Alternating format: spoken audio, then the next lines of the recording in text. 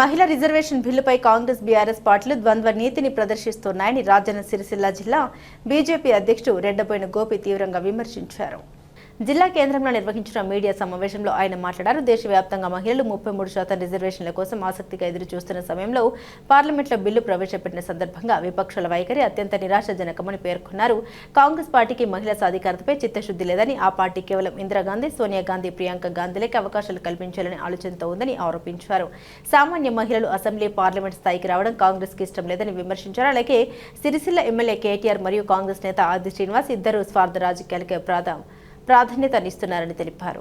రానున్న రోజుల్లో 33% రిజర్వేషన్ల ప్రక్రియ భాగంగా అసెంబ్లీ నుండి పార్లమెంట్ వరకు మాకు అవకాశాలు వస్తాయని పండుగ వాతావరణం చేసుకున్న తరుణంలో కాంగ్రెస్ పార్టీ మరియు వారి కూటమి ఏదైతే ఆ బిల్లును వ్యతిరేకించిందో అందుకోసం కానీ ఇలా యావత్ భారతదేశంలో ఉన్న మహిళలందరూ వారందరూ ఈరాలో వారు వ్యతిరేకించిన నిర్ణయాన్ని వీళ్ళు వ్యతిరేకిస్తూ మరి కాంగ్రెస్ పార్టీ మీద వారికి ఉన్న కోపాన్ని ప్రదర్శిస్తున్నారు. వీళ్ళ అవకాశం కోసం ఈ బిల్లును వ్యతిరేకించారు.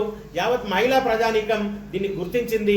రానున్న రోజుల్లో వాళ్ళు తీసుకునే నిర్ణయాలకు వీళ్ళు అనుభవించక తప్పదని చెప్పి తెలియజేస్తున్నాం. అయినా భారతీయ జనతా పార్టీ దీన్ని ఇడిసే పరిస్థితిలో లేదు.